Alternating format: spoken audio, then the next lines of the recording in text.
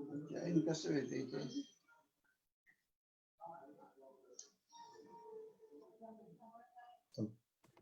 अजून आलो नाही. कुठे क्लिक केलं की तिथेच याच्यावरच.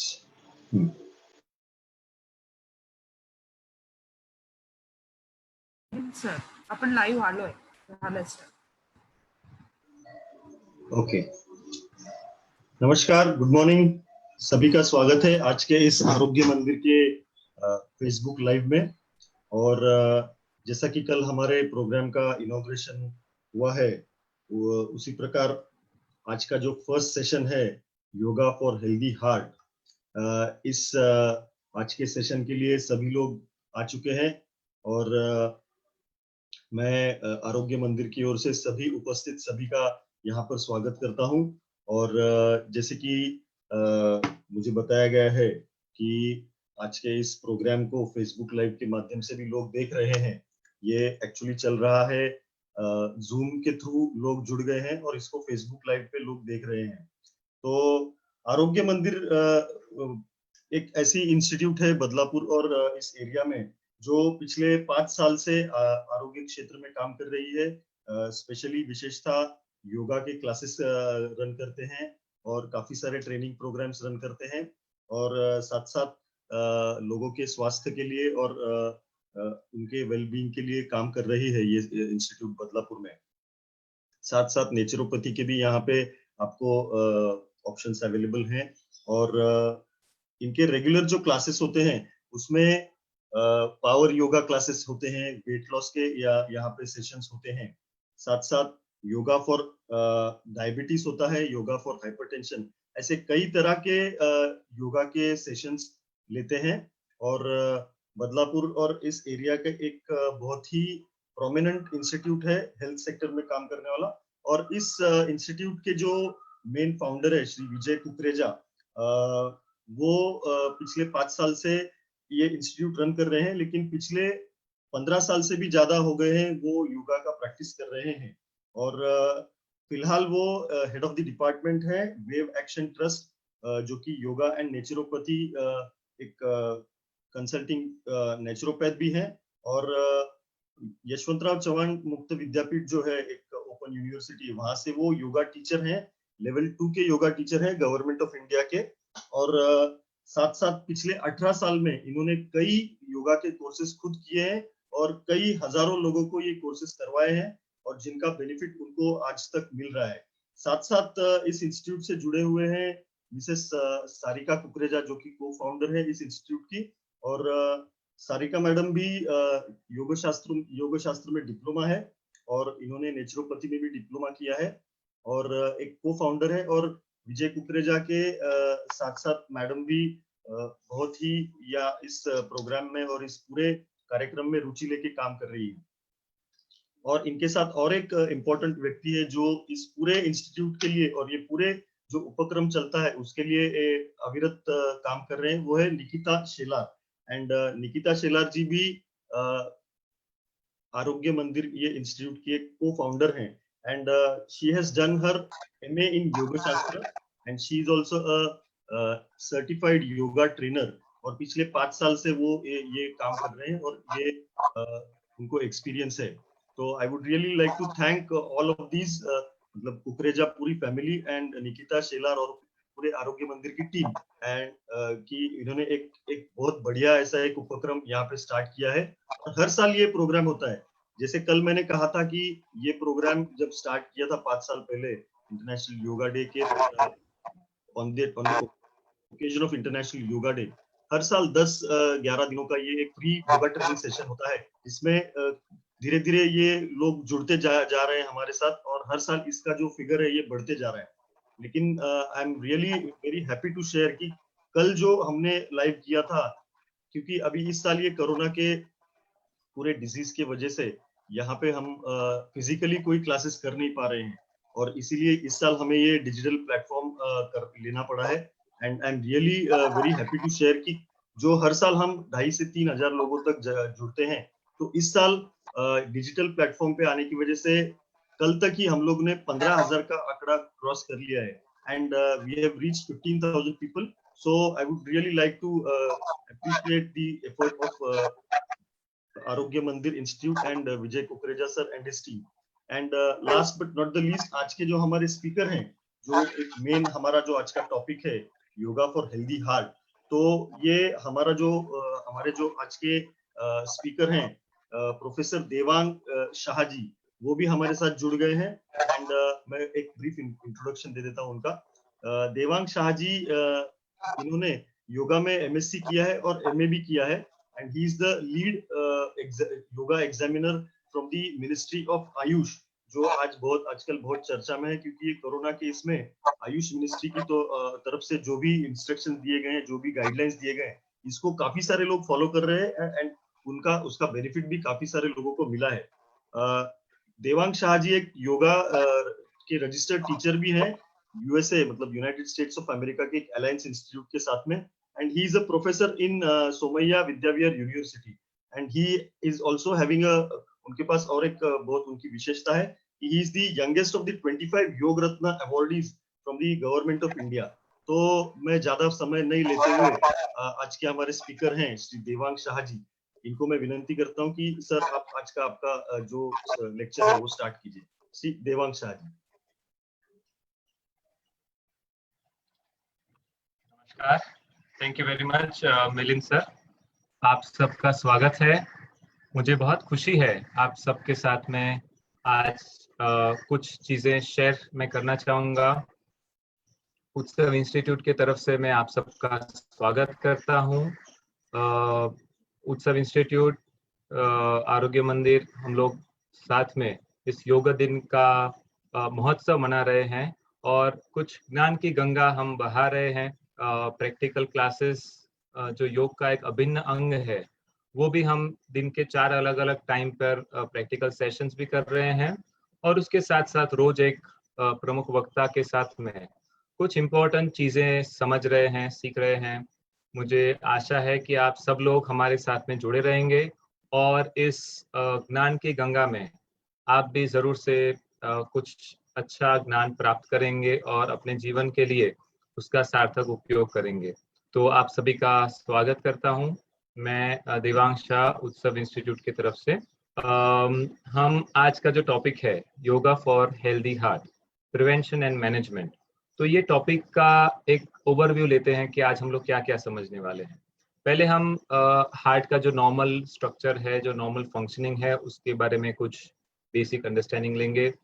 जो भी डिसऑर्डर्स होते हैं हार्ट के, वो किस तरह से होते हैं, उसके कॉजेस क्या है और उसके अलावा उसके प्रिवेंशन मेथड्स क्या क्या है, वो किन किन लोगों को ज़्यादा हो सकता है, और उसके अलावा अगर हमें हार्ट का प्रॉब्लम नहीं है तो हमें प्रिवेंशन के लिए क्या क्या करना है, और उसके साथ में अगर हो चुका है तो हम क्या क्या कर सकते हैं. क्या क्या कर सकते हैं इन द टर्म्स ऑफ, हम देखेंगे कि डाइट में क्या क्या हम लोग बदलाव ला सकते हैं, हमारा लाइफस्टाइल के अंदर हम क्या क्या चेंजेस करेंगे जो हमारे लिए जरूरी रहेगा, और उसके साथ साथ हम ये भी देखेंगे कि योग का अभ्यास हम किस तरह से बढ़ाए ताकि हम अपने दिल को सलामत रख सके. सो हम आज के टॉपिक की शुरुआत करते हैं. सबसे पहले जो हमारा हार्ट होता है उसका साइज होता है करीबन हमारे मुट्ठी के साइज में. तो जितना भी जो भी पर्सन होता है उनके जो मुट्ठी होती है, जैसे कोई बेबी होता है उसका हार्ट उतना ही छोटा भी रहेगा. तो जो हमारा हाथ का जो मुट्ठी है उतना हमारा हार्ट हमारा लेफ्ट साइड पे होता है. ओके.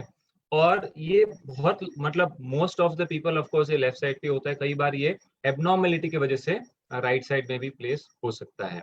तो ये हार्ट में से जो सबसे पहली वेसल जो बाहर खून को लेके आती है उसका साइज कितना बड़ा होगा.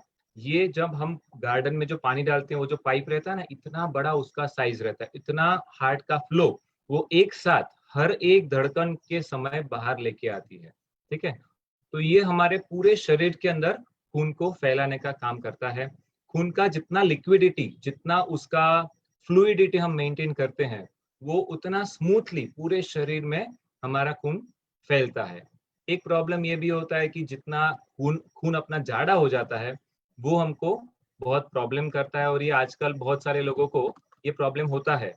सो उसके लिए फिर वो स्टैटिन्स या अलग अलग तरह के जो एस्पिरिन बेस्ड कुछ ना कुछ मेडिसिन लेते रहते हैं. सो हमें ये देखना है कि हमारा खून का जो थिकनेस है वो प्रॉपर मेंटेन हो सकता है। जो मैंने आपको बताया कि जो सबसे बड़ा एओर्टा नाम का जो धमनी है, जो आर्टरी है जो हमारे हार्ट में से निकलता है, वो इतना ज्यादा है, और जो सबसे छोटा जो हमारे पूरे शरीर के अंदर जो केशवाहिनियां होती है, जिसको हम लोग कैपिलरीज बोलते हैं, वो कितनी छोटी होगी।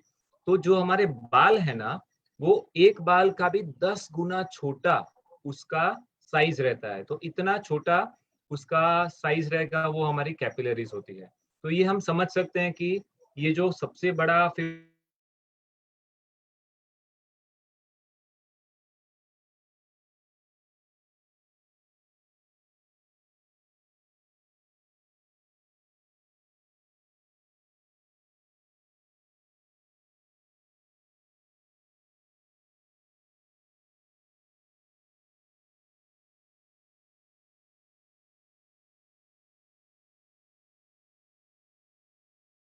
खून का जो पूरा नेट, तो ये हो गया हमारा पूरा स्ट्रक्चर ऑफ है।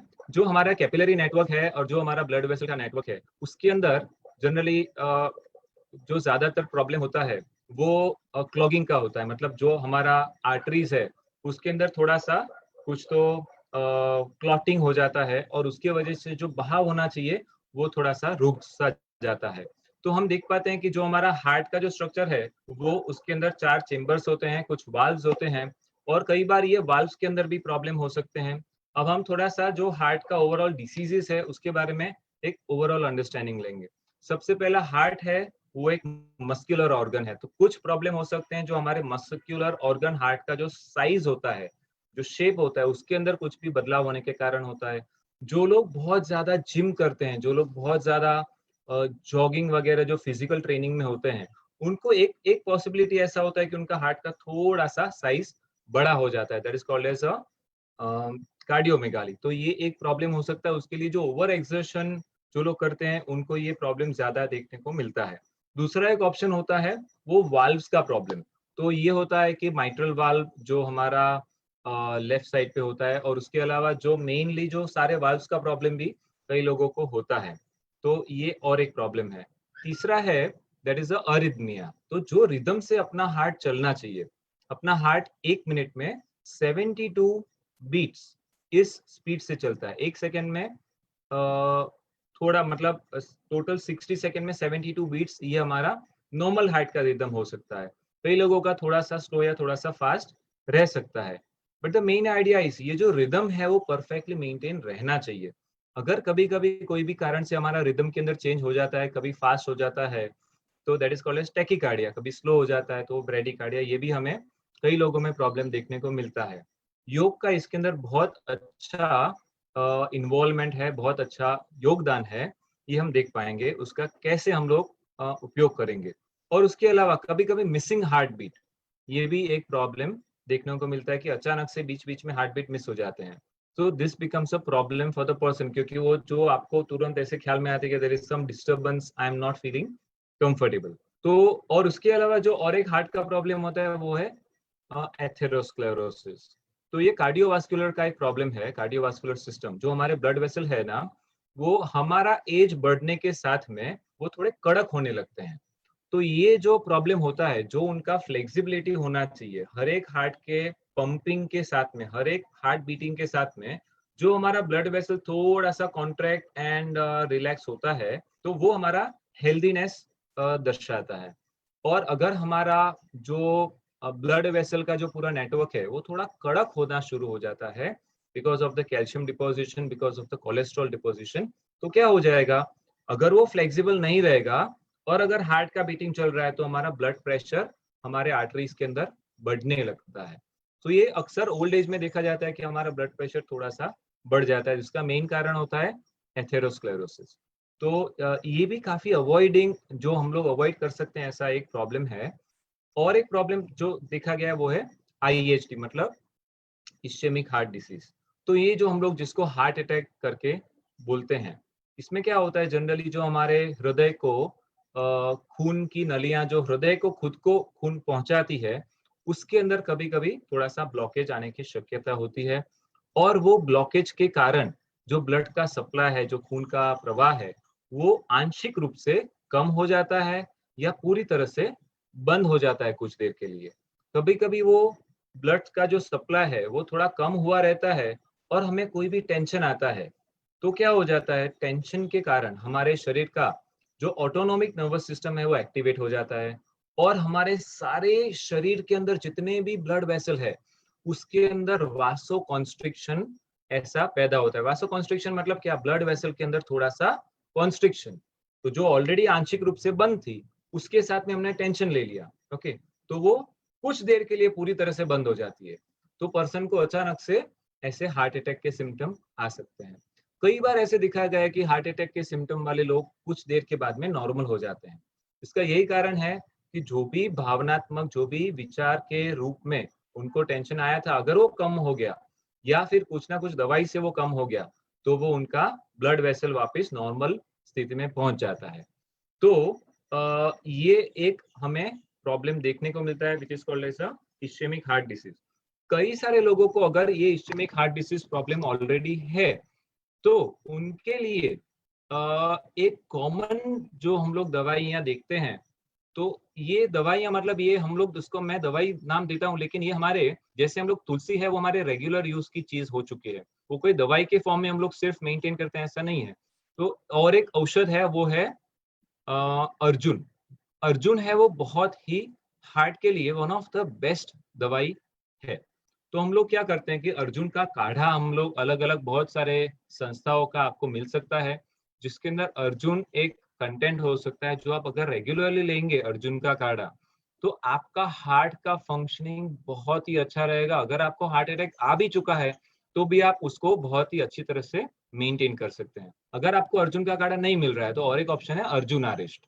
तो ये भी एक बहुत ही सिंपल दवाई है जो आप खाने के बाद में 2-2 चम्मच सुबह शाम ले सकते हैं। ये ऑफ कोर्स आप डॉक्टर को कंसल्ट करके और डिटेल में आप जान सकते हैं, लेकिन ये कॉमनली यूज्ड दवाई के तौर पे भी हम देखने को मिलता है। आजकल एक खास जो चौंका देने वाली चीज है, आज तक के जमाने में क्या हो रहा था कि जो लोग ओल्ड एज के अंदर थे वो हार्ट प्रॉब्लम उनको हो सकता है ऐसे हम समझते थे, ऐसे हम देखते थे।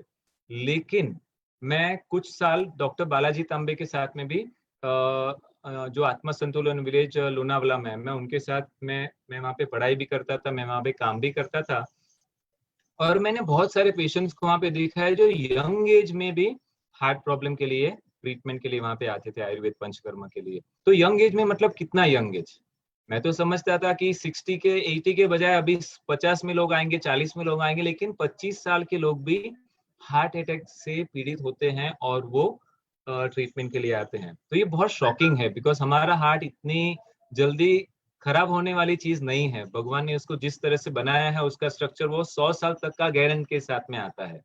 लेकिन कहीं ना कहीं हमारा लाइफस्टाइल, हमारा डाइट, हमारा हमारा जो सोचने का प्रक्रिया है वो हमें ज्यादा उसके ऊपर इफेक्ट करता है।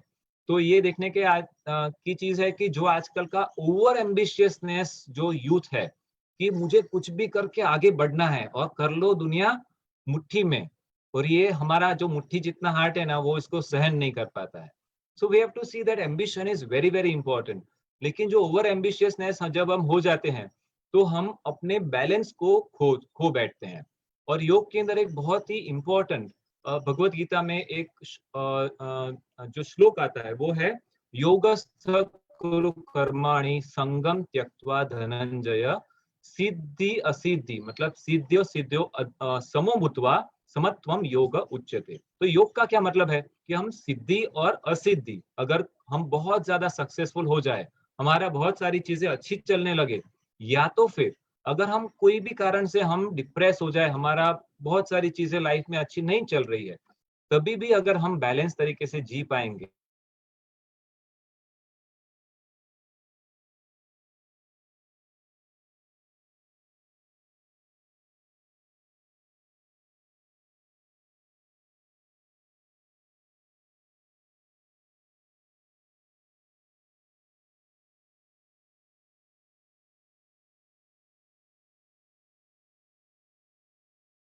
कर रहे हैं, ये हमें देखने को मिलेगा पूरा। हम जब हम सक्सेस एंड फेलियर, अगर हम प्रसिद्धि में, अगर सिद्धि के टाइम पे और अगर हम फेलियर के टाइम पे दोनों टाइम पे अगर हम अच्छे से अपने आप को संभालने की आर्ट सीख ले, this is very very important, because हम खुश होते तो हैं, हम सक्सेसफुल होते हैं, हम बहुत आनंदित होते हैं, लेकिन वो आनंद को भी हमें कंट्रोल में करना चाहिए, उसको भी हमको सहजता पूर्वक लेना चाहिए। अच्छा हुआ, very good, I am happy, but हम बहुत ज्यादा यूफोरिक स्टेज में नहीं पहुंच जाएंगे।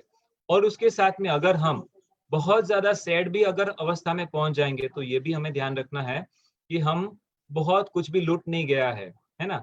हम लोग देखते हैं कि ये जो भावनात्मक ब्रेकडाउन होता है, कई बार बच्चे लोग 7th ग्रेड में, 8th ग्रेड में, 10वीं 12वीं ऐसे यंग एज में अगर कुछ एकाध विषय का उनका पेपर खराब गया, अगर कुछ भी खराब हो गया, वो सीधा इतना इम्बैलेंस कर लेते हैं कि वो कहीं ना कहीं गलत स्टेप्स ले लेते हैं।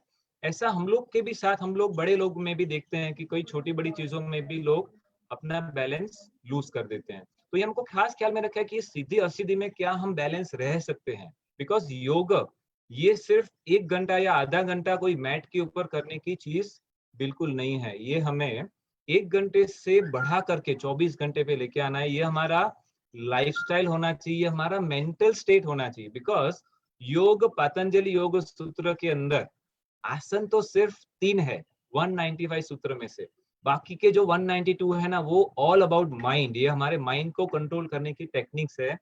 इवन हम लोग जो योग का श्रीमद् भगवत गीता के अंदर भी जो भी डिस्क्रिप्शन देखते हैं वो सब माइंड के रिलेटेड है। भक्ति योग है, ज्ञान योग है, कर्म योग है, ये सब हमारे लाइफस्टाइल, हमारे लाइफ के बारे में, हमारे मन के बारे में, हमारे वाणी के बारे में, ये सब के बारे में हम जब सजग होंगे, हम योग के प्रिंसिपल्स को अप्लाई करेंगे, तब जाकर के हम सही तरीके से अपने होलिस्टिक अप्रोच की तरफ, अपने लाइफ ट्रांसफॉर्मेशन की तरफ पहुंच पाएंगे। नहीं तो क्या हो जाएगा, 1 घंटे का मैं योगाभ्यास कर रहा हूँ, उससे मेरा शारीरिक स्वास्थ्य तो ठीक है, शायद मेरा बैक पेन था वो कम हो गया, मुझे घुटने का पेन था, मुझे हार्ट का प्रॉब्लम था, जो भी प्रॉब्लम था उससे मैंने काफी हद तक रिकवर कर लिया, लेकिन मेरे लाइफ का क्या? मेरा लाइफ तो मेरे माइंड, मेरे थॉट्स के ऊपर आधारित है। अगर मेरे थॉट्स में कंट्रोल नहीं कर पा रहा तो मैं कुछ ना कुछ व्याधि से व्यथित रहता रहूंगा। तो ये हमें धीरे से बहुत ध्यान में रखना है कि हम अपने आप को अच्छी तरह से बैलेंस तरीके से कैसे मेंटेन रख सकते हैं। अब एक हम लोग का बहुत सारा चीज बाकी है, हम एक छोटा सा प्रयोग अभी बीच में कर लेते हैं। तो ये प्रयोग का नाम है हार्ट रेट वेरिएबिलिटी। ये बहुत सारे इंटरनेशनल जो इंस्टीट्यूट्स है वो हार्ट का अलग अलग तरीके से चेकिंग करने का माध्यम ढूंढते रहती है।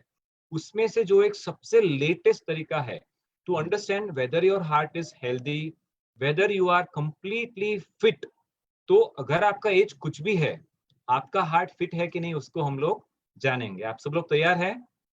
Yes, okay. सो अभी हम क्या करने वाले हैं, आपको अपना पल्स चेक करना है, ठीक है। ये जो अपना अंगूठा होता है ना, उसके लाइन में यहाँ पे अपना पल्स आप देख सकते हो, ओके। तो आप ऐसे, अगर आप खुद का चेक करते हो तो आप ऐसे घुमा करके अपना अंगूठे के लाइन में अपने ये उंगलियों को टच करके आप अपना पल्स को चेक कर सकते हो, ओके। तो आप सब लोग आंख बंद कर दीजिए, शांति से, जो भी आपका पोजीशन है अपने आप को थोड़ा सा रिलैक्स कर लीजिए। आई होप आप सबको पल्स फील हो रहा है। यस, ऑफ कोर्स होना चाहिए। अभी कुछ देर के लिए हम शांति से पल्स को फील करते रहेंगे। मैं आपको सूचित करना चाहता हूं कि आपको खास ट्राई करना है कि ये पल्स का जो स्पीड है उसके ऊपर हमें ध्यान देना है। इनहेल करते समय और एक्सहेल करते समय।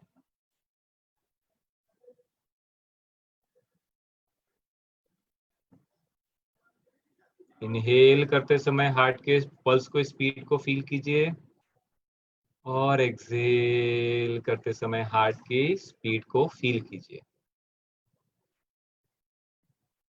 क्या इनहेल करते समय की स्पीड और एक्सहेल करते समय की स्पीड में कुछ फर्क है क्या?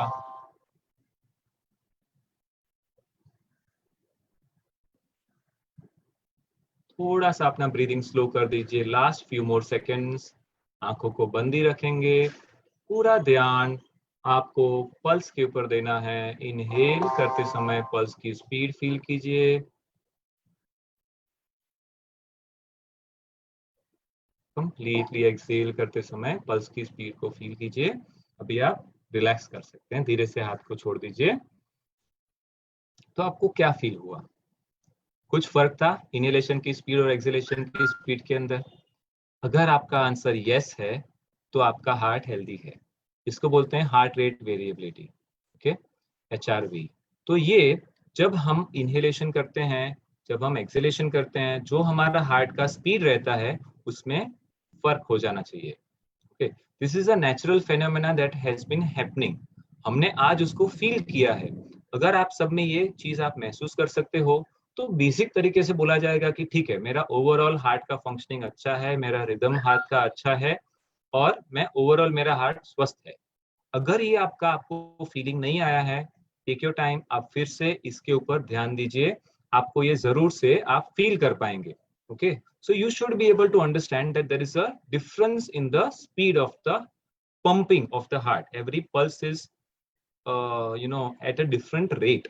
Okay, so the next is जो हमारे कार्डियोवास्कुलर सिस्टम के लिए हमें ध्यान में रखना है वो है blood pressure. Blood pressure heart का एक बहुत अभिन्न अंग है। हम सबको ब्लड प्रेशर है, लेकिन कितना है? नॉर्मल है, नॉर्मल होना चाहिए। अगर कम है तो भी गड़बड़ है। ज्यादातर लोगों को हार्ट का मतलब जो हमारा ब्लड प्रेशर वो ज्यादा होने का प्रॉब्लम होता है। तो इसके वजह से किडनी को, हार्ट को, हमारे ब्रेन को स्ट्रोक आ सकता है। हमको एथेरोस्क्लेरोसिस जो मैंने अभी आपको समझाया उसका प्रॉब्लम हो सकता है। बहुत सारे अलग अलग प्रॉब्लम हो सकते हैं। अभी हम लोग अभी तक के जितने भी प्रॉब्लम को समझेंगे, भले वो वाल्व का हो, एथेरोस्क्लेरोसिस का हो, अरिथमिया का हो, आपका हार्ट अटैक का हो या स्ट्रोक का हो, ये सब के पीछे अगर आप देखोगे तो कितना कॉस्ट इन्वॉल्व हो जाता है। जो अर्निंग मेंबर है, जो ज्यादा टेंशन लेता है, जो ज्यादा मेहनत करता है, उसको ये प्रॉब्लम शायद ज्यादा होने की शक्यता होती है। और अगर उनको कुछ हो जाता है तो क्या हो जाता है? और उनके पीछे जो हम लोग लग जाते हैं, जो पूरा कॉस्ट जो हमारा, ठीक है, इट इज अ ट्रीटमेंट का कॉस्ट, लेकिन हमको कितना उसके अंदर सहन करना पड़ता है। लेकिन क्या ये सब अवॉइडेबल है? यस, हम लोग आगे जानेंगे कि सही में अगर देखा जाए तो ये सब अवॉइडेबल है। अब हम आगे देखते हैं कि किन किन लोगों को कैसे आप अवॉइड कर सकते हो, किन किन लोगों को ये बहुत सारे हार्ट के प्रॉब्लम जो भी मतलब होने की शक्यता ज्यादा है। तो एक है जो लोग का अल्कोहल कंजम्पशन बहुत भारी मात्रा में, बहुत रेगुलरली होता है, ठीक है। और कई लोग मुझे तुरंत ऐसे, अगर मैं कभी सामने फेस टू फेस टॉक देता हूँ तो लोग पूछते हैं कि अल्कोहल, लेकिन मैंने तो पढ़ा था alcohol is good for heart. मैंने बोला था ठीक है, आपका बात सही है, आपने कभी पढ़ा रहेगा, लेकिन उसके अंदर वो लोग ने उसका मिलीमीटर का भी कितना ml हेल्दी है वो भी लिखा है। और बहुत सारे लोग यहाँ पे स्टॉप हो नहीं सकते हैं, ठीक है। So basically alcohol is very very dangerous to the health and your mind also. So this is a precaution, ये हमको ध्यान में रखना है। These are the high risk people. अगर आपका अल्कोहल कंजम्पशन है, अगर आपका स्मोकिंग कंजम्पशन है, अगर आप ज्यादा स्मोकिंग कर रहे हो, कई लोग इनडायरेक्ट स्मोकिंग का भी शिकार होते हैं। घर पे और कोई ना कोई पीते रहता है और ये लोग को ना छुट के उसका धुआं भी लेना पड़ता है। So that can be dangerous to you. Wait, अगर आपका वेट बहुत ज्यादा है, ओके, अभी ये ज्यादा कम का हम लोग तुलना कैसे करेंगे? तो एक इंडेक्स होता है, बॉडी मास इंडेक्स। ये आप अपने योगा टीचर, अगर आप अपने डॉक्टर्स को पूछेंगे वो आपको इसके लिए गाइड करेंगे। और अपना हिप और वेस्ट का जो रेशियो होता है, ये भी आप उसके पर से समझ सकते हो। एक कॉमन अंडरस्टैंडिंग के लिए, अगर आपका हाइट है, अगर आपका हाइट 60 के आसपास है तो आपका वेट 60 के आसपास रहेगा, तब तक नो प्रॉब्लम। ओके, 6 फीट के आपके आसपास अगर आपका हाइट है तो आपका वेट भी 60 के आसपास रहेगा, तो that is a perfectly healthy, ठीक है। अगर उससे कम रहेगा तो आपको अकॉर्डिंगली अपना वेट को चेक करना है। ये एक मोटा मोटा तरीके से मैं आपको समझाना चाहता हूँ। तो ये हो गया। और एक पद्धति है जो हम लोग बेसिक घर पे या अपने आप में चेक कर सकते हैं। अगर आप अपने हाथ से अपने कलाई को पकड़ सकते हैं क्या?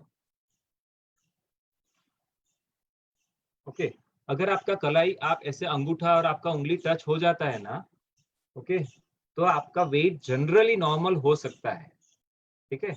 ये आपका ऐसे कनेक्ट होना चाहिए और ये आपका मूवमेंट फ्रीली होना चाहिए। तो this is your normal weight का एक ओवरऑल तरीका भी है। दूसरा और एक ऑप्शन है कि आप सीधे टट्टार बैठिए और अपना फेस डाउन करके, क्या आपको पेट दिखता है? अगर आपको पेट दिखता है तो आपका वेट ठीक है। आपका कई लोग का मतलब आपको आपका पेट एकदम ऐसे लाइन में अंदर जाना चाहिए, ऐसे एकदम बाहर दिखता है तो आपको आप बाहर से ही दिख जाता है, वो नहीं। आपको नॉर्मल अंदर अपने छाती से अंदर अपना पेट दिखता है क्या, वो आपको देखना है, ठीक है। सो this is a normal weight का साइन। बहुत लोग को मैंने देखा है आजकल, जब मैं बोलता हूँ वेट आपका कंट्रोल में होना चाहिए, ऑफ कोर्स ज्यादा नहीं होना चाहिए, लेकिन बहुत लोग का नॉर्मल होता है फिर भी टेंशन में रहते हैं, वेट मेरा ज्यादा है। This is a wrong thing, this is a tension की बात, तो ये भी हमें नहीं करना है, ठीक है। तो ये हमारा सारा हाई रिस्क हो गया। एक है अल्कोहल, स्मोकिंग, ज्यादा वेट होना, blood pressure is one of the biggest problem for the heart, तो ये भी हमें देखना है। ज्यादा अगर आपका कोलेस्ट्रॉल रहता है तो भी हमें इसके ऊपर ध्यान देना है। कॉन्स्टिपेशन ये बहुत इंपॉर्टेंट है, बिकॉज आयुर्वेद के हिसाब से अगर जिसको ज्यादा कॉन्स्टिपेशन रहता है उनका अपान वायु डिस्टर्ब रहता है, ओके। और अपान वायु डिस्टर्ब होने की वजह से जो अपान वायु नॉर्मली उसकी गति करना चाहिए वो कई बार ऊपर आ जाता है, जो उसका गति नीचे की तरफ होना चाहिए वो ऊपर आकर के कई बार हार्ट को ज्यादा प्रेशर डालता है, उसके ऊपर ज्यादा लोड डालता है। तो ये एक बहुत ही इंपॉर्टेंट पॉसिबिलिटी है कि हम जिसको अवॉइड कर सकते हैं। आपका कॉन्स्टिपेशन, आपको अगर आयुर्वेद पंचकर्म का बहुत सारा ट्रीटमेंट है, बस्ती है, नेचुरोपैथ का ट्रीटमेंट है, योग के अंदर भी हम लोग शंख प्रक्षालन अलग अलग प्रक्रिया कर सकते हैं जिससे आप कॉन्स्टिपेशन को हमेशा के लिए बाय बाय बोल सकते हो, ओके। सो ट्राई कीजिए, आप ये सब चीजों को सीखिए और उसका इस्तेमाल कीजिए। उसके अलावा और एक हाई रिस्क है फैमिली हिस्ट्री। अगर आपके फैमिली हिस्ट्री में ऑलरेडी कार्डियक प्रॉब्लम है तो it can be a problem for you, लेकिन ऐसा जरूरी नहीं है कि आपको होगा ही, ठीक है। अगर आपने मन से इनवाइट कर रखा है तो हो सकता है, लेकिन ऐसा बिल्कुल जरूरी नहीं है। अगर आप अपने लाइफस्टाइल को, डाइट को, योग को अच्छे से अपना लेंगे तो आप जरूर से इससे बच सकते हैं। हमारा जो उत्सव इंस्टीट्यूट है, so we are working with affiliation with SVYASA yoga university for many research projects. हम लोग ने ये भी देखा है कि कई लोगों को जो जो प्रॉब्लम नए से शुरुआत होते हैं, हम लोग बोलते हैं कि जो लोग के फैमिली में डायबिटीज है उनको भी डायबिटीज होने की शक्यता है, जो लोग को हार्ट प्रॉब्लम उनको हार्ट प्रॉब्लम होने की शक्यता है, लेकिन वो लोग का क्या, जो लोग को अभी फर्स्ट टाइम हुआ है हार्ट प्रॉब्लम, उनके फैमिली में किसको नहीं है, इसका मतलब है कि ये भी तो अपने फैमिली में दे सकते हैं, they are the starting point. लेकिन हार्ट प्रॉब्लम, ये बहुत सारे lifestyle related problem can be reversed, that is the research going on in SVYASA, okay, at our yoga university, from which we are doing so many of the teacher training courses also, ठीक है। but the main idea is that जितना हम अपने lifestyle को better रखेंगे, हम अपने family के लिए भी एक इंस्पिरेशन बनेंगे, that is the main point. हम लोग के यहाँ पे हम लोग क्या देखते हैं कि हम लोग चाहते तो हैं कि हमारे बच्चे अच्छे रहें, लेकिन वो तो हमें ही देख रहे हैं, है ना। आखिरकार अगर हम नहीं सुधरेंगे तो आप उनमें ज्यादा एक्सपेक्ट नहीं कर सकते हो। तो आपको खास ध्यान में रखना है it is our environment in the family which is very very important। अब हम आगे देखते हैं कि अभी हम लोग इसको प्रिवेंट कैसे करें, इसका हम लोग बेटर मैनेजमेंट कैसे करें। तो हम लोग सबसे इंपॉर्टेंट है कि जो स्ट्रेस लेवल है, ये stress is one of the leading cause for so many of the psychosomatic problems. Psychosomatic का मतलब क्या है, जो मन से मतलब साइकी से शुरुआत हुआ है, और सोमैटिक मतलब जो शरीर तक पहुंचा है। तो योग शास्त्र के अनुसार पंचकोश का हम अंडरस्टैंडिंग करते हैं। पंचकोश मतलब क्या, हम जीते हैं ना केवल शारीरिक स्तर के ऊपर, लेकिन हम 5 लेवल पे हमारा एग्जिस्टेंस होता है। हमारा अन्नमय शरीर, दैट इज अवर अन्नमय कोश। उसके अलावा जो हमारा प्राणमय कोश होता है, जो हमारे प्राणिक अंदर जो हमारा एनर्जी का पूरा मूवमेंट चलते रहता है, जो हमारा सॉफ्टवेयर है, ओके, हमारे सारे 10 प्राण है, तो ये सब उसमें आ जाते हैं, चक्र वगैरह, ये सब हमारा प्राणमय कोश का पार्ट है। तो अन्नमय कोश, प्राणमय कोश, उसके बाद में आता है मनोमय कोश, जो हमारा माइंड है ये सब चीज के पीछे, ओके, तो ये है मनोमय कोश। कई बार उसके तो ये मनोमय कोश का भी हमें डिस्टरबेंस हो सकता है। मैं आपको थोड़ा सा समझाऊंगा कि योग के अंदर कोई भी डिसीज का जनरेशन, कोई भी डिसीज का स्टार्टिंग कैसे होता है। उसके बाद में होता है विज्ञानमय कोश, ओके। तो हम प्राणमय, अन्नमय, प्राणमय और मनोमय तो समझ सकते हैं कि हमारा माइंड चलता है, हमारा ब्रीदिंग चलता है, हमारा बॉडी के अंदर सब मूवमेंट चलता है, लेकिन ये तो कुत्ते बिल्ली में और अपना शेर में सब में चलता है। हमारे में और कुत्ते बिल्ली में क्या फर्क है, बिकॉज हमारा जो विज्ञानमय कोश है ना, वो ह्यूमंस का ज्यादा डेवलप्ड है। हम विवेक का उपयोग कर सकते हैं, क्या हमारे लिए सही है, क्या हमारे लिए गलत है। हम हायर थिंकिंग, इंट्यूशन वगैरह तक भी पहुंच सकते हैं। तो ये सब हमारे अंदर विज्ञानमय कोश का ज्यादा इन्वॉल्वमेंट, जिसका भी हम लोग ज्यादा मेडिटेशन से हम इसके ऊपर और ज्यादा इम्प्रूवमेंट ला सकते हैं। सो देयर इज विज्ञानमय कोश और द लास्ट इज द आनंदमय कोश। हम सब बेसिकली एक आनंदित स्वरूप से पैदा होते हैं। अगर आप बच्चों को देखते हैं तो वो लोग फुल टाइम हैप्पीनेस में रहते हैं, लेकिन हम लोग वो भूल चुके हैं, है ना। कई लोग में से हम लोग को तो पूरा दिन स्माइल एक एक बार भी करने का याद नहीं रहता है। हमको कोई सामने स्माइल करेगा तो हमको उसको सामने स्माइल करने का भी कई बार हमको कई लोग को हम लोग, आप तो सब लोग बहुत ज्यादा स्माइलिंग फेस में हो अभी, लेकिन कई लोग को हम लोग देखते हैं कि ये आपको याद रखना है कि सबको आपको स्माइल देना है, आपको सामने स्माइल मिलेगा, आपके लिए भी अच्छा है और उनके लिए भी अच्छा है। भले आपको पहचानते नहीं है, वो बाद में वो ऐसे सोचता रहेगा कौन था पता नहीं, मुझे वो अच्छा लगा है ना, they were giving a nice smile. तो एनीवेज हमको ये देखना है कि हमें हमेशा स्ट्रेस फ्री रहना है। जितना हम स्ट्रेस फ्री रहेंगे उतना हमारा आनंदमय कोश के साथ में अपना कनेक्शन बढ़ता रहेगा। ये आनंद का मतलब क्या होता है? जब हम रसगुल्ला खाते हैं ना, जो भी हमें अच्छा लगता है, एक बार हमने जो खाया वो जो अच्छा लगा, वो अच्छा एक्चुअल में हमें कॉन्स्टेंटली लगते रहता है, लेकिन हम लोग भूल जाते हैं। लेकिन प्रॉब्लम क्या है ना, हम लोग रसगुल्ले जैसी चीज के अंदर हम अच्छा अच्छा ढूंढते रहते हैं। अब हमने पहला रसगुल्ला खाया तो अच्छा लगेगा ही, डेफिनेटली लगेगा, दूसरा खाया तो भी लगेगा। प्रॉब्लम क्या है ना कि ये क्षणिक है। हम जब 10वां या 15वां या 25वां रसगुल्ला खाते हैं तो क्या हमें अच्छा लगता है? हमें लगता है बस करो, अभी कोई मुंह में डाल देगा तो हम उसको उल्टी कर देंगे, है ना। सो बिकॉज ये रसगुल्ले में आनंद नहीं है, ये हमारे अंदर आनंद छिपा हुआ था जिससे हम कनेक्ट कर पा रहे थे। तो ये हमें समझना है कि आनंद तो हमारे अंदर था, हम अलग अलग चीजों में जब उसको ढूंढते रहते हैं तब हम प्रॉब्लम में फंस जाते हैं। बिकॉज आज हमको रसगुल्ला खाने को अलाउड है तो हमें आनंद भी होता है, कल अगर हमको डॉक्टर बोल दे कि रसगुल्ला नो फॉर यू, बस हो गया, फिर देखकर हमको अंदर से हमेशा वो रखता है कि खा लूं, काश खा लूं, अंदर से तो बहुत मन होता है, हम अपने आप को रोकते रहते हैं। That is also problem. Okay, so ये आनंदमय कोश के साथ में कनेक्शन हमारा बहुत जरूरी है। उसके लिए जो हमारे अंदर कांस्टेंट आनंद है, जो एक बैलेंस की अवस्था है, जो हम लोग ने अभी अभी समझा था कि सिद्धि असिद्धि में बैलेंस, अगर हम ये समझ पाएंगे तो हम आनंदमय कोश के साथ में ज्यादा कनेक्शन महसूस कर पाएंगे, जो ऑलरेडी है और जो कॉन्स्टेंट बना हुआ है।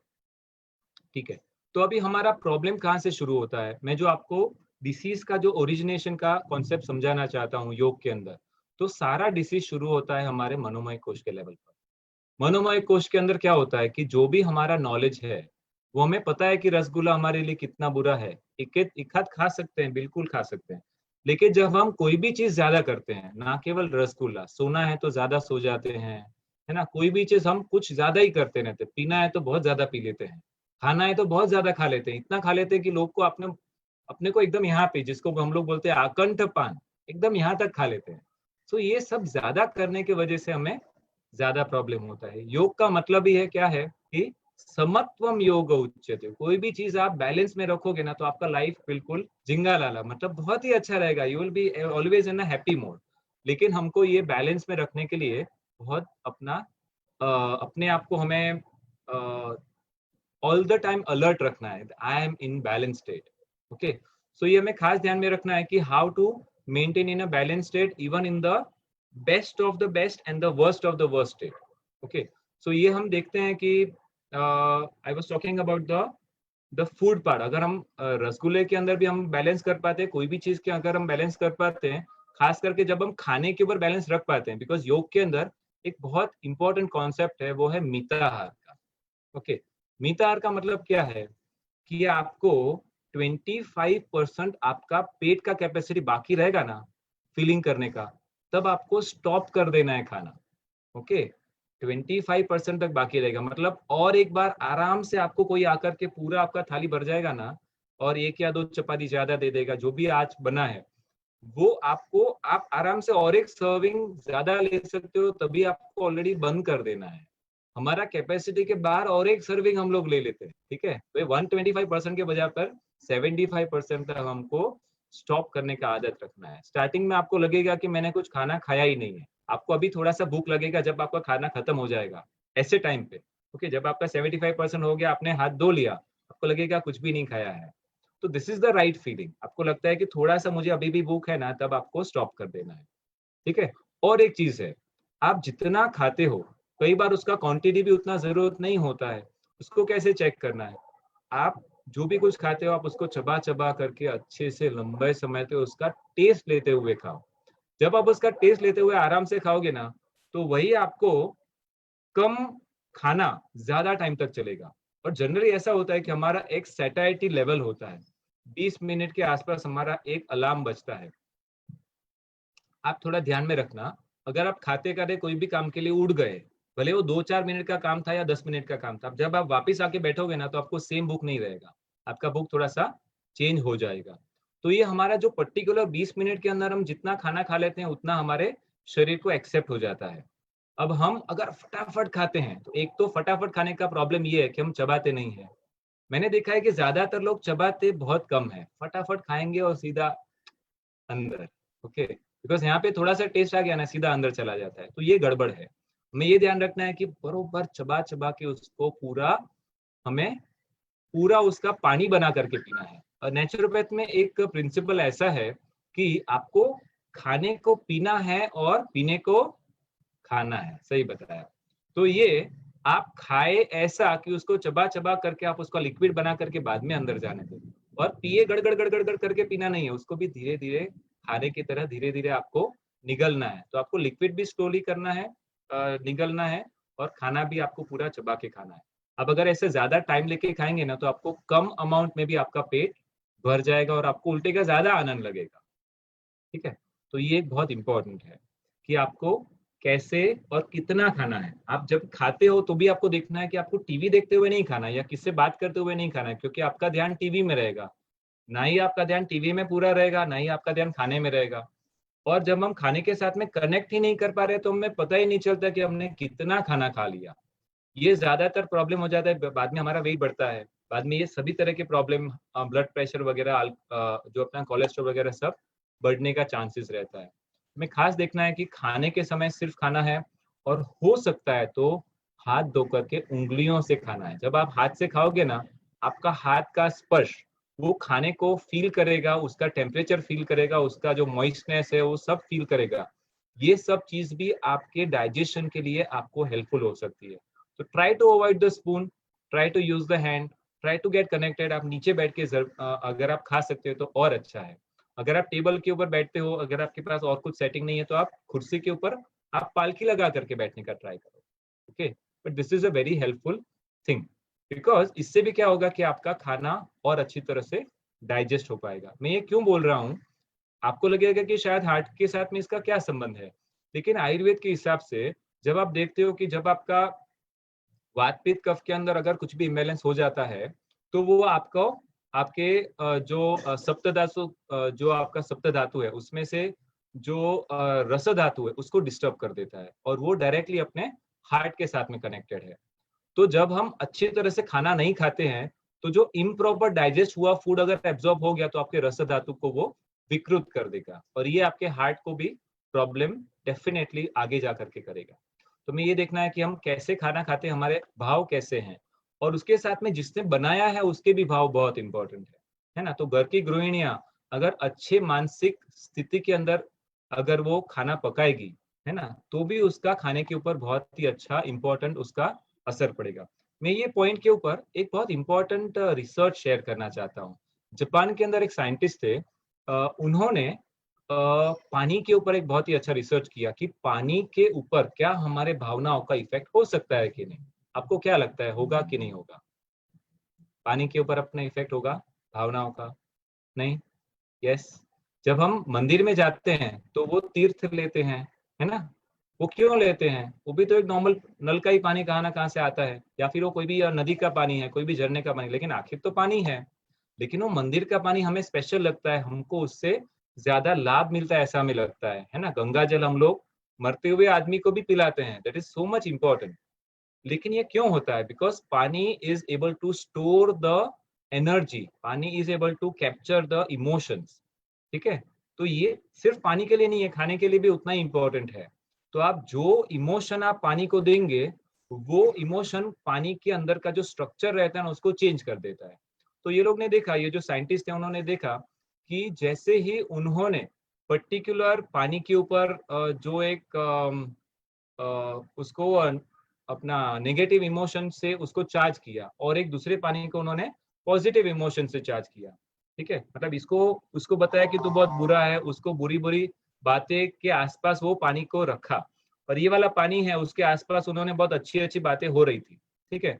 तो हमको लगता है कि ऑफ कोर्स इसका क्या फर्क पड़ेगा, लेकिन pani is able to absorb that emotion, it is able to absorb that vibration, और जब उन्होंने उसको क्रिस्टलाइज किया तो जो उसके क्रिस्टल बने वो दोनों सैंपल में से अलग तरह के थे। तो बहुत शॉकिंग था, और ये बार बार उन्होंने बहुत सारे अलग अलग एक्सपेरिमेंट करके देखा कि अपना भावनात्मक जो भी असर है वो पानी के ऊपर, खाने के ऊपर वगैरह ज्यादा होता ही है। तो हमें भी गुस्से में नहीं खाना है, जब हमारा मूड अच्छा नहीं है तो नहीं खाना है, ओके।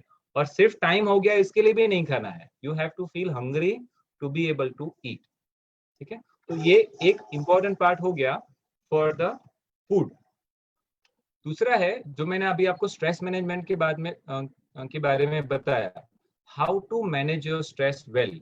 तो इसमें मैनेज करने जैसा कुछ नहीं है, आप कैसे कोई भी चीज को लेते हो वो बहुत इंपॉर्टेंट है। मैं अक्सर जो हमारे यहाँ पे जो स्टूडेंट्स आते हैं उनके साथ में एक एग्जांपल शेयर करता हूँ कि समझो कि हम कोई भी कोबरा को देखते हैं, हमको कितना डर लगता है। कोबरा छोड़ो, एक छोटा सा अगर कोई सांप का पिल्ला भी रहता है हमको थोड़ा सा ऐसे डर लगेगा, लेकिन कोई एक बंदा जो रोज सांप का जो केज रहता है उसको जो साफ सफाई करने वाला रहता है ना, वो रोज अंदर जाता है, अंदर पूरा झाड़ू मारता है और उस सांप को उठा करके ऐसे साइड में डाल देता है, वापस झाड़ू मार के बाहर निकल जाता है। आप उसको पूछेंगे तो तुमको डर नहीं लगता है, बोलेगा सांप से क्या डरना है ना।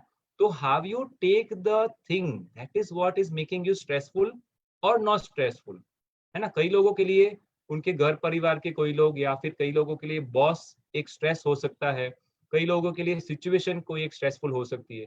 तो ये हमारे ऊपर है कि हम कोई भी चीज को कैसे ले और उसका अपने ऊपर क्या प्रतिक्रिया होने दे, okay, that is what is creating the stress.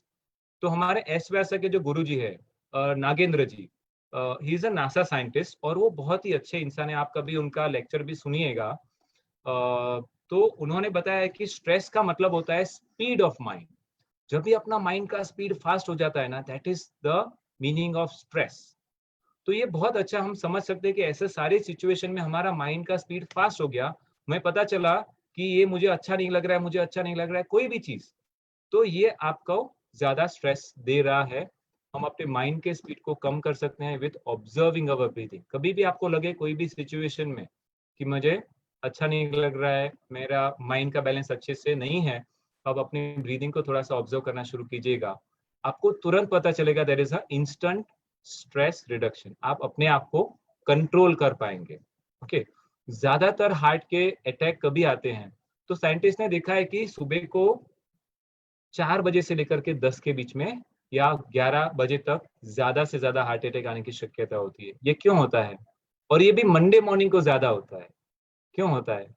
Because जो हमारे लिए स्ट्रेसफुल फैक्टर है, जो हमें स्ट्रेसफुल लगता है, उसके लिए हमारा अंदर से हमारा पूरा रोम रोम उसके लिए वो स्ट्रेस वाला फीलिंग पैदा करना शुरू कर देता है। अभी मुझे काम पे जाना है, काम पे जाना है, बॉस को देखना है ना, ये करना है, वो करना है, वो ज्यादा स्ट्रेस क्रिएट करने लगता है। तो यहाँ पे हमारा एड्रेनालिन जो लेवल है वो बढ़ जाता है, इसीलिए हमें हार्ट प्रॉब्लम, हार्ट अटैक ज्यादा इस टाइम पे ज्यादातर लोगों को देखने को आते हैं, ठीक है। तो हमें ये देखना है कि how we are remaining cool and calm, how we are able to understand our emotions. क्या हम हमारे इमोशन को कंट्रोल कर सकते हैं, हम उसको फील कर सकते हैं पहली बात, और हम प्राणायाम, ध्यान, ये सब करेंगे ना तो हमें पता चलेगा कि how to maintain our self in a proper condition even when the external conditions are not suitable, ठीक है। और एक चीज, कई लोग है ना, अभी तो वर्क फ्रॉम होम चल रहा है, लेकिन कई लोग एनीवेज वर्क फ्रॉम होम करते हैं, दफ्तर का सारा काम दिमाग में भर के इवन घर पे लेके आते हैं, घर पे भी वही चीज के अंदर उनका दिमाग ऑल द टाइम बिजी रहता है। इससे भी हमारा स्ट्रेस बढ़ते रहता है, ना केवल हमारा, हमारे घर परिवार वाले सब लोगों का स्ट्रेस बढ़ता है ना। तो ये हमें खास ध्यान में रखना है, leave your work at the work place and leave your home at the home place. When you're going to work, dedicate yourself. So whatever you do, you're doing it with 100% attention तो ये आपका हो गया कर्म योग का सिद्धांत। जो आप जो भी करें, योग कर्मशु कौशल, मतलब आप जो भी कर रहे हैं उसका पूरी तरह से अटेंशन के साथ में करेंगे ना, तो आप सही में कर्मयोग के आप अवस्था में है ना। तो और एक चीज हमें ध्यान में रखना है कि हमको आवरली ब्रेक लेना है। भले आप घर पे काम कर रहे हो, भले आप ऑफिस में काम कर रहे हो,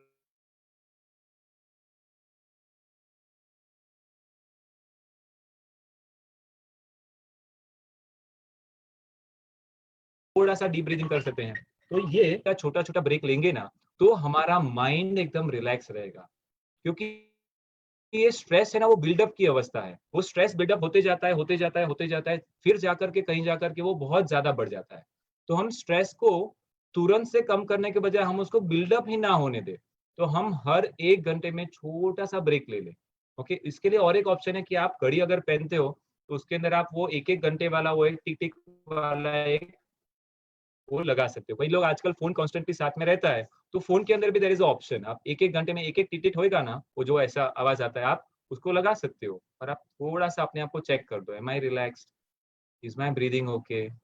आप तुरंत अपने आप को रिलैक्स पाओगे। तो ये हो गया लेकिन आवरली ब्रेक। ऐसे आपको वीकली ब्रेक भी लेना है। डेफिनेटली आपको एक आध दिन बीच में, आधा दिन बीच में आपको ब्रेक लेना है। जो आप कंटिन्यूसली काम कर रहे हो उससे आपको दूर होना है, अपने आप को कोई ना कोई रिक्रिएशन एक्टिविटी में डालना है। कई बार मैं बोलता हूँ रिक्रिएशनल एक्टिविटी, तो लोग बोलते हैं ये क्या होता है, हम तो सिर्फ काम ही करते हैं। काम नहीं तो और भी कुछ करते हैं, लेकिन और कुछ जो हमें पसंद है ऐसा तो कुछ कभी किया ही नहीं है ना। जो हम लोग बच्चे, अभी हमने जो कुछ पसंद था वो किया था, उसके बाद में आज तक कभी चांस ही नहीं मिला, टाइम ही नहीं मिला, और ये टाइम हमें नहीं मिलेगा जब हम नहीं चाहेंगे। You have to be conscious, you have to take out time कि कुछ आप ऐसा करो जो आपको अच्छा लगे। ओके, हर वीक आपको कुछ देर, भले आपको संगीत अच्छा लगता है, भले आपको दोस्तों से बातें करना अच्छा लगता है, भले आपको कहीं पे बाहर जाना अगर आपको अच्छा लगता है, भले आप थोड़ा सा टहलने चले जाओ, कुछ ऐसा कीजिए जिससे आपके अंदर में आपको खुशी हो। Okay, this is a very very helpful thing to keep your heart very very healthy. ठीक है, तो ये तो हो गया वीकली ब्रेक, और एक हो गया मंथली ब्रेक। मंथली ब्रेक भी बहुत जरूरी है। हर महीने 2-3 दिन के लिए कहाँ पे चले जाना है। कहाँ पे नहीं जा रहे हो तो अपने घर पे आप एकदम वेकेशन मोड में आपको रहना शुरू करना है। ठीक है, अभी तो आप कहाँ पे बाहर नहीं निकल सकते हो, लेकिन जब भी चांस मिले आपको महीने में 2-3 दिन के लिए बाहर निकल जाना है। और एक हो गया ईयरली ब्रेक। हर साल आपको डेफिनेटली ब्रेक लेना है ना। जहां तक आपका कंफर्टेबल हो, आप कहीं ना कहीं चले जाओ, थोड़ा सा अपने मन को, अपना एक्टिविटी को चेंज कर दो, ये बहुत जरूरी है। तो ये हम लोग ने सारा ब्रेक का बात किया। और एक चीज बहुत इंपॉर्टेंट है, वो है दिनचर्या और ऋतुचर्या।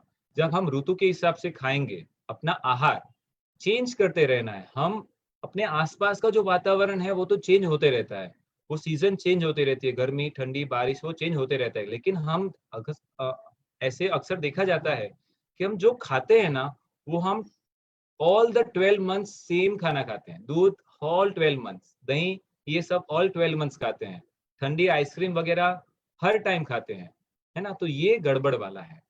ये हमें खास देखना है कि क्या हम समझ सकते हैं कि क्या खाना कब खाना। हम लोग ने एक स्पेशल लेक्चर रखा है ऑन द ऋतुचर्या। आप हमारे सारे लेक्चर्स का लिस्ट देख लीजिए, हर एक लेक्चर बहुत इंटरेस्टिंग है। उसके अंदर ऋतुचर्या के अंदर आपको ये बारे में और ज्यादा डिटेल में जानकारी मिलेगी कि कब कैसे खाना है, कैसे अपने आहार को डिजाइन करना है। अच्छा, इसके अलावा दिनचर्या भी बहुत इंपॉर्टेंट है। हम लोग अगर अपना दिनचर्या अच्छे से मेंटेन करेंगे, ब्रह्म मुहूर्त में उठना है, अगर ये ब्रह्म मुहूर्त में उठना है वो भी बहुत जरूरत है, उसके लिए सोना भी बहुत इंपॉर्टेंट है। लोग ब्रह्म मुहूर्त में सोना शुरू करते हैं बॉम्बे में, है ना, 2-3 बज गया, अभी तो सोने का टाइम हो गया है।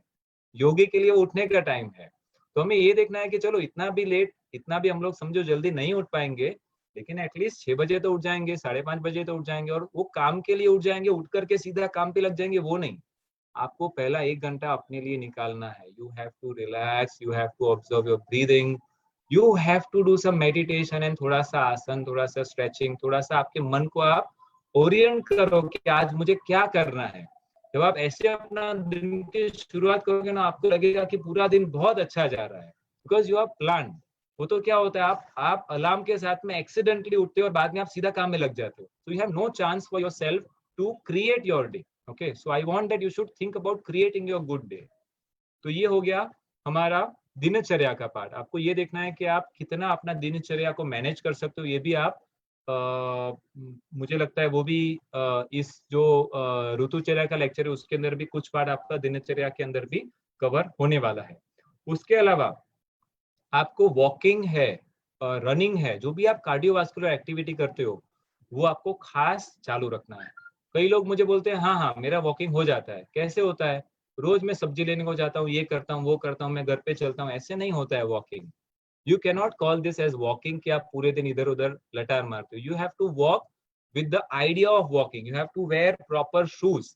आपको अच्छी तरह से अपने आप को तैयार करना है और आपको अच्छे से हाथ को पूरा हिला करके आपको प्रॉपर फास्ट में चलना है जब आपके पसीना पूरा आपका बॉडी में से निकलना चाहिए। ओके, तो ये तो हो गया नॉर्मल लोगों के लिए।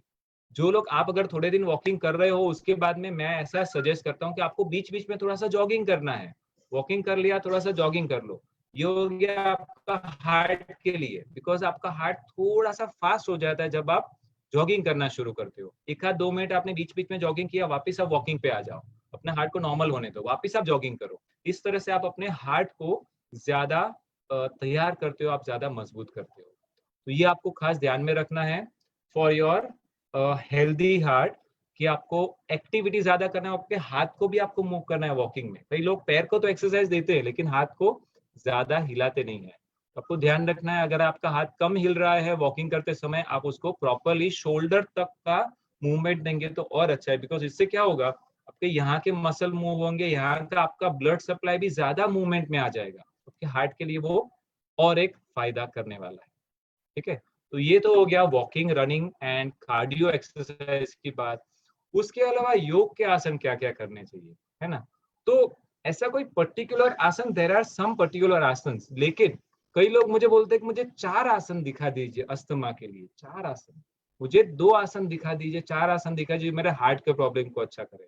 एज ए योगा टीचर 20 या 21 साल से मैं योग सिखा रहा हूँ, मुझे ऐसे कोई 4 आसन दिखा नहीं है जो एक डिसीज के लिए अच्छा हो। It is impossible. You have to do everything. अगर आप सबके साथ में वो 4 आसन करेंगे तो आपको बेनिफिट मिलेगा, है ना? अगर आपको अचार बहुत अच्छा लगता है लेकिन अगर मैं आपको खाने में सिर्फ अचार दे दूं तो क्या होगा? अचार आप खा नहीं सकते हो। वैसे सारे खाने के साथ में अचार का टेस्ट सारा खाना का इफेक्ट बढ़ाएगा। इसी तरह से आपको सारा योग का प्रैक्टिस करना है।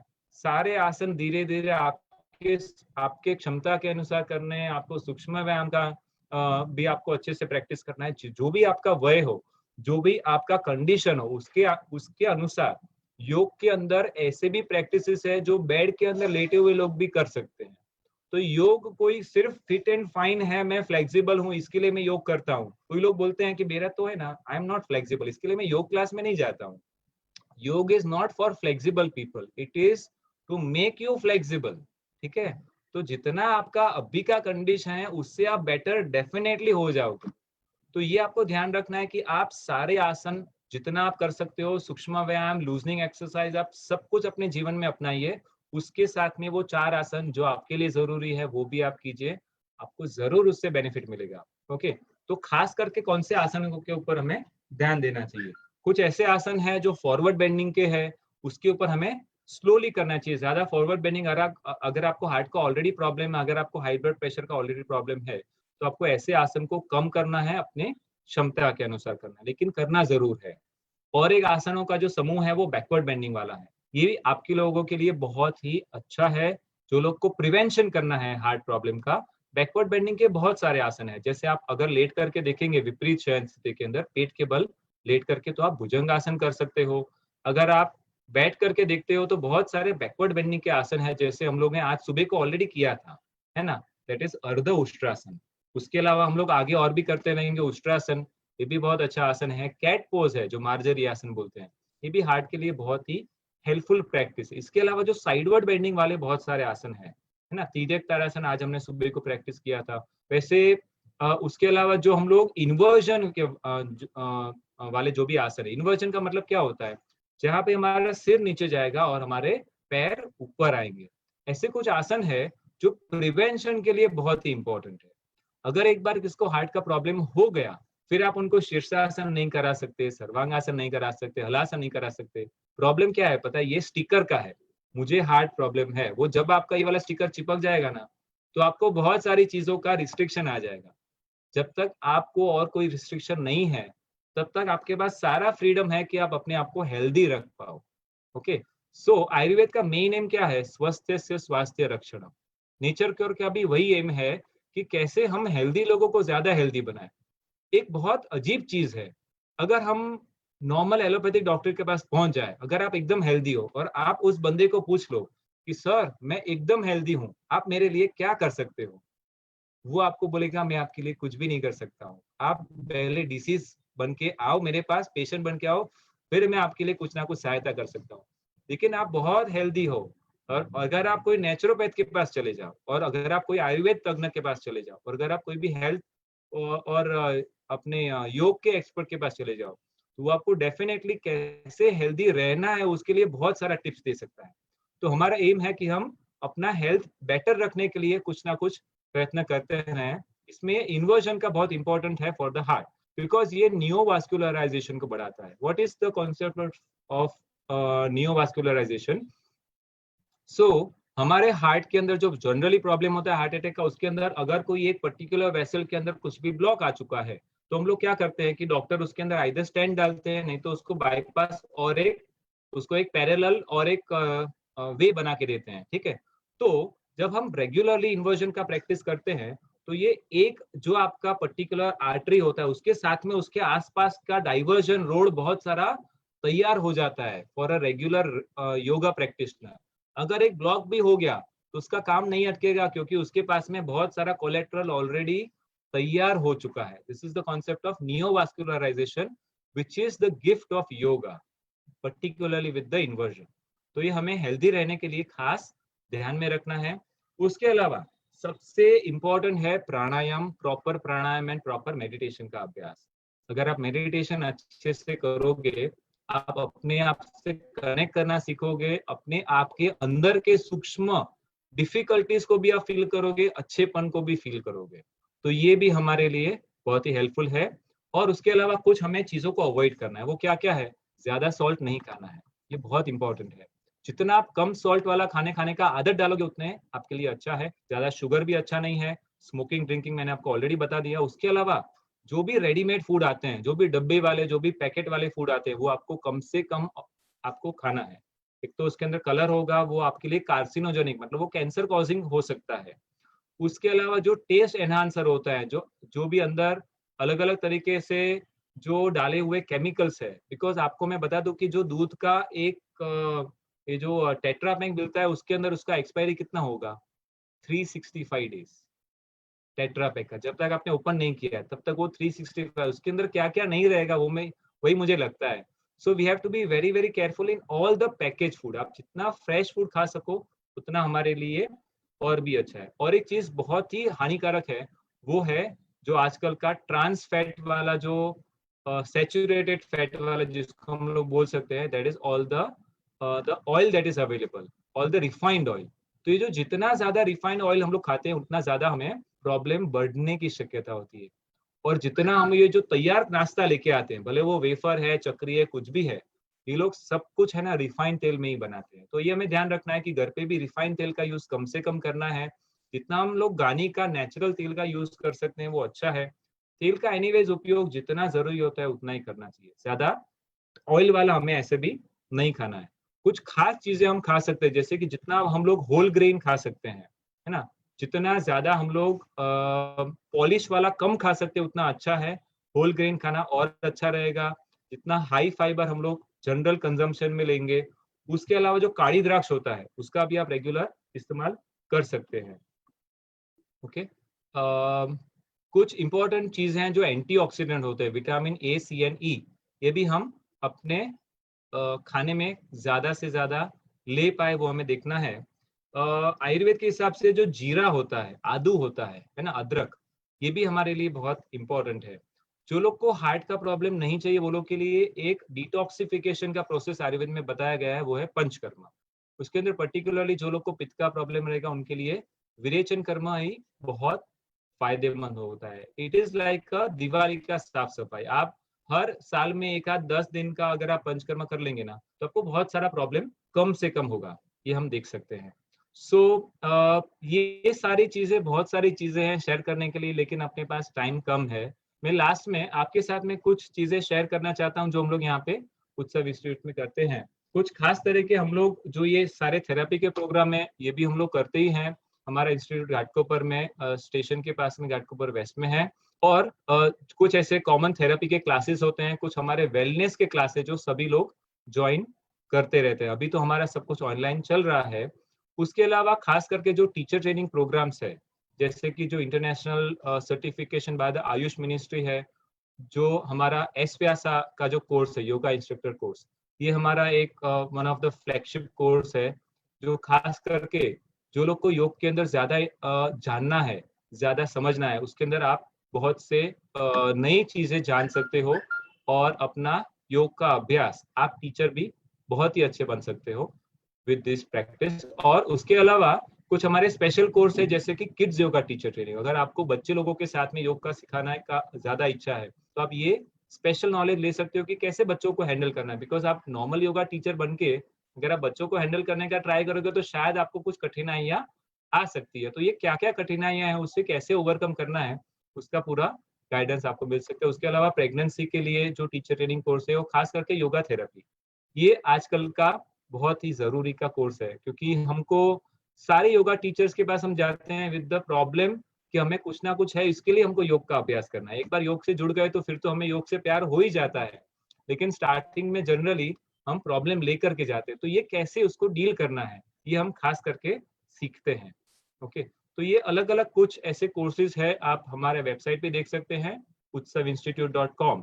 और उसके अलावा हम सब इस तरह के कुछ ना कुछ प्रोग्राम्स लेकर के आप सबके साथ में हमारा शेयरिंग चालू ही रहता है। तो हम जुड़ते रहेंगे और कुछ ना कुछ नया सीखते भी रहेंगे। ठीक है, सो अगर आपको कुछ भी क्वेश्चन है तो हम लोग ले सकते हैं।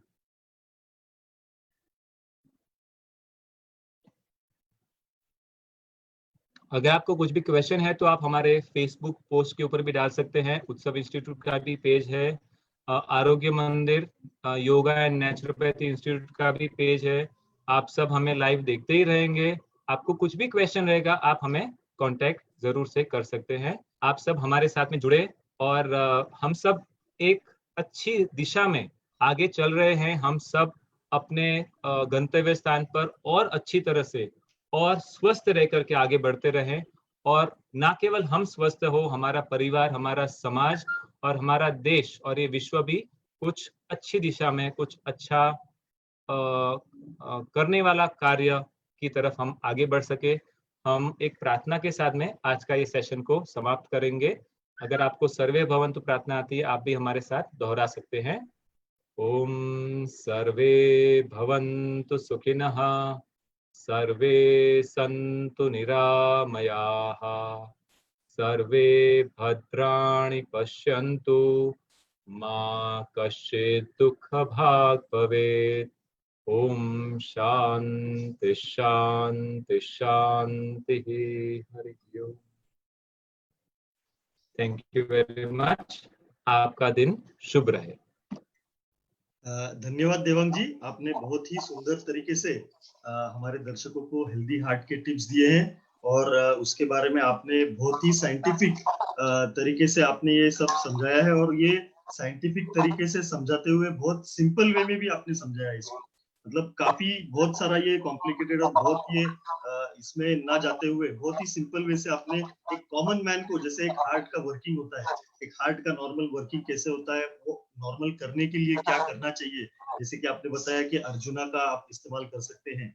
और साथ साथ में सिद्धि असिद्धि, इसके बारे में भी आपने बात किया। भगवत गीता के भी आपने रेफरेंसेस दिए, हाइट वेट के रिलेटिविटी का भी आपने एक एग्जांपल दिया है। स्ट्रेस को कैसे कम करना चाहिए और स्ट्रेस का क्या इफेक्ट होता है हार्ट पे, इसके बारे में भी बात हुई। आहार के बारे में बात हुई, डाइजेशन के बारे में बात हुई।